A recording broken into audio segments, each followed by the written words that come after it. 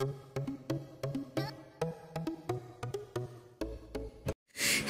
mga ka-viewers! Ngayon po ay magki-clean ako ng automatic Sharp brand na washing machine na 7 kilo capacity. Tanggalin ko muna ang mga naka-attach para separate ko malinis yung ibang inalis ko tulad niyan. Hindi siya ganun kadumi. Pero yung pinaka screen filter niya, yun nasa baba, yun yung medyo makapal-kapal. For sure, kaya advisable na once a week maglinis ng washing machine. Kita nyo naman, sa lahat ng mga madudumi, ito yung makikita nyo maputi. Duming maputi. Yan yung mga ginagamit nating sabon.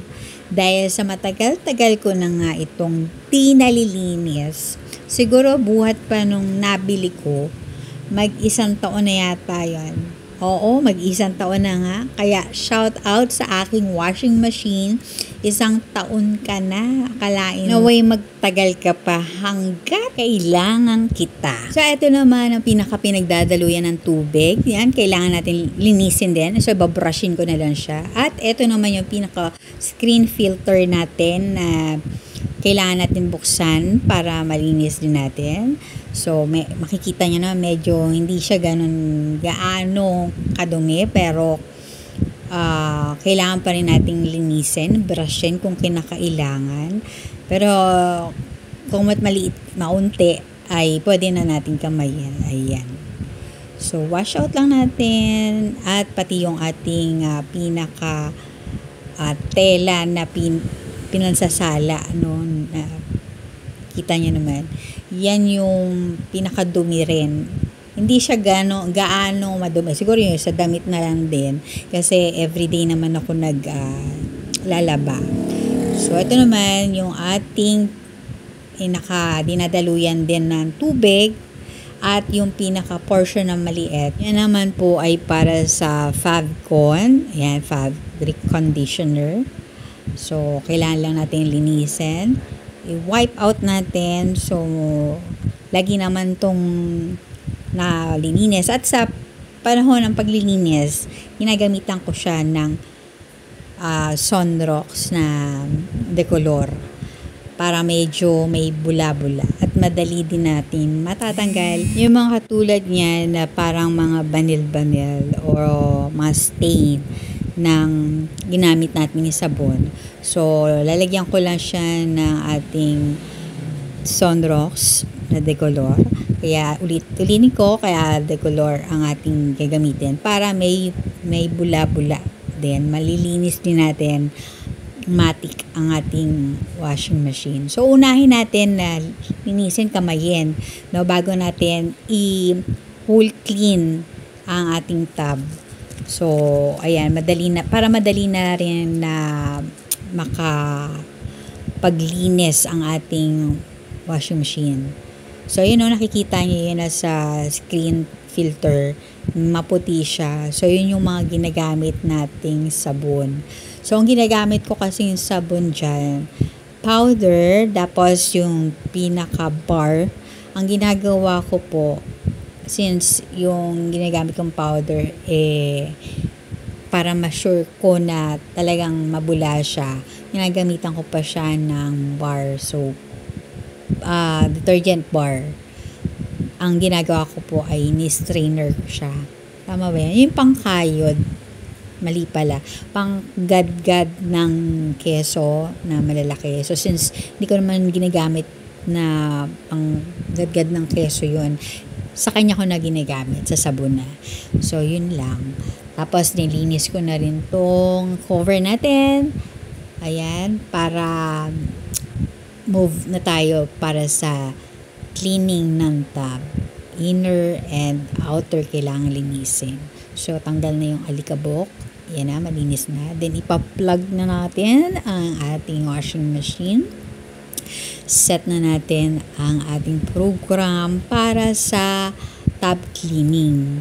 So, kailangan na on na natin yung start. button.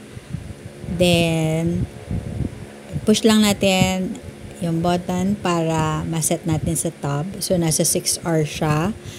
So, hanapin lang natin yung pinakamababang oras kasi itong time na to ay medyo naantok na ako. Mag-aalas 10 na. So, set natin for 2 hours. Ayan. So, yung mga following button ay okay na. Hindi ko na siya pinakialaman. So, naka-level na siya. Yung tubig natin ay nasa 10.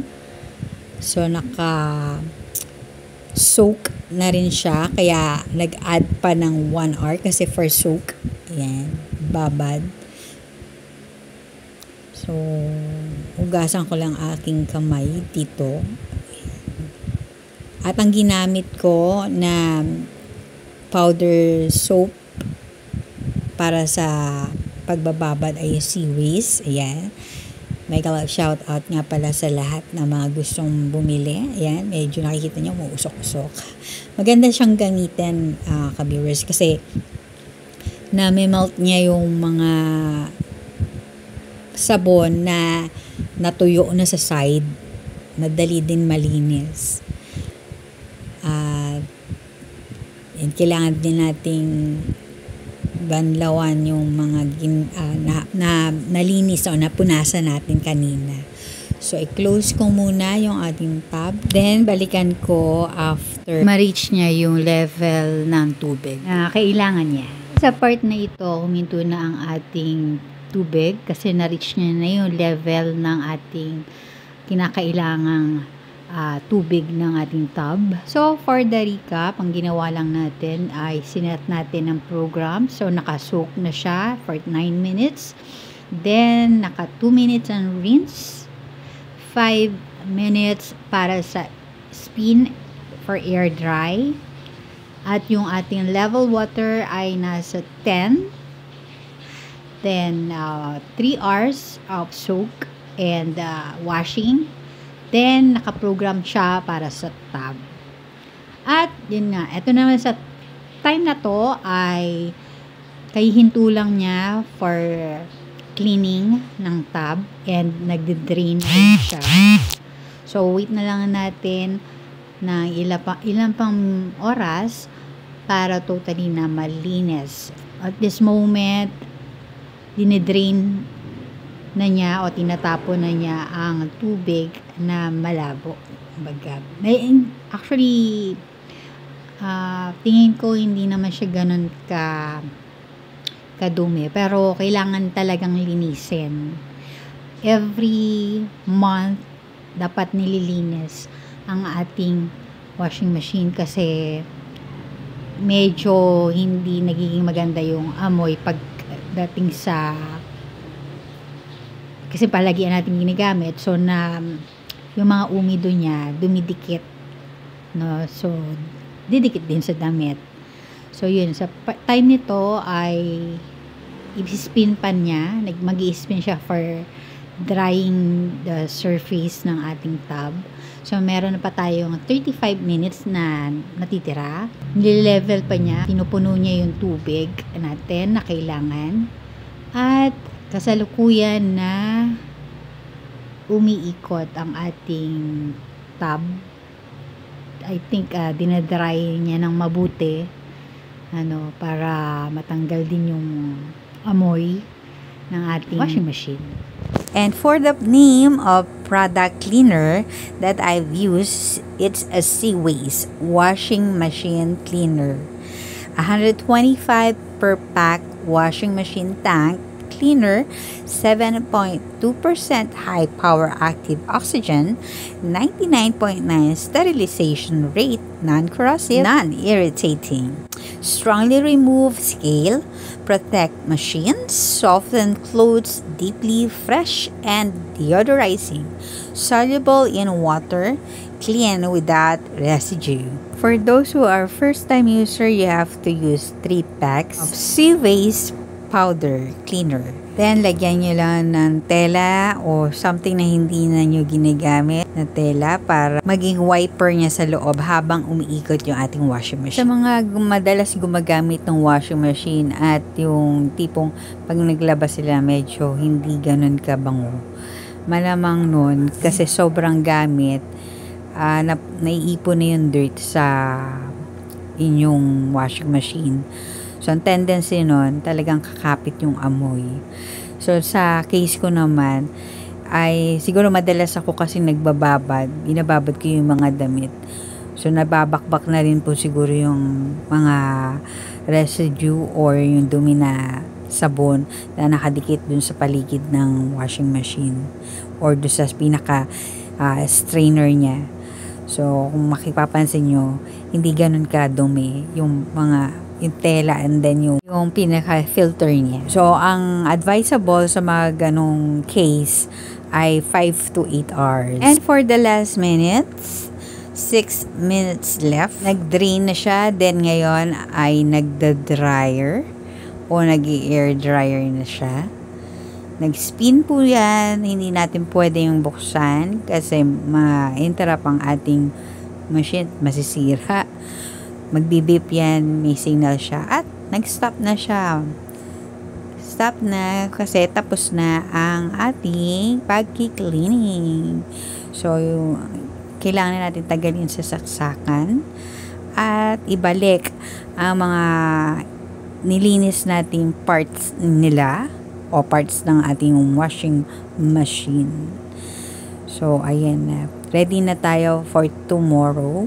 Ibabalik ko lang ang mga pinagtatanggal natin para linisin. At bukas ay maaari nang makapaglaba uli. Ayan. Daily ang ating paglalaba. Kasi nga, sineseparate ko kung ano yung maunang mapuno sa ating basket. Pero nakaseparate na siya for underwear, white clothes, towel, yung mga pants, naka-separate yan. Una-una. By schedule. Yung mga nagtatanong kung malakas ba sa tubig, malakas ba sa kuryente. Actually, hindi. Parang na-lessen din ang trabaho kasi matik nga siya. So, sasampay mo na lang siya. Tapos, titiklopin. Ang bilis. Pagkasampay mo, siguro ilang oras lang, ayun na, tuyo na siya agad. At ititiklopin mo na. Malaking ginhawa siya, promise. Pricey siya pero worth it naman. At eto na. Tapos na tayo. Finish na. Bukas, labad day. Ayan, for this moment, approved na siya sa akin. Dan, malinis na rin ang labas at ready na for tomorrow. Thank you for watching mga ka-viewers and have a nice day.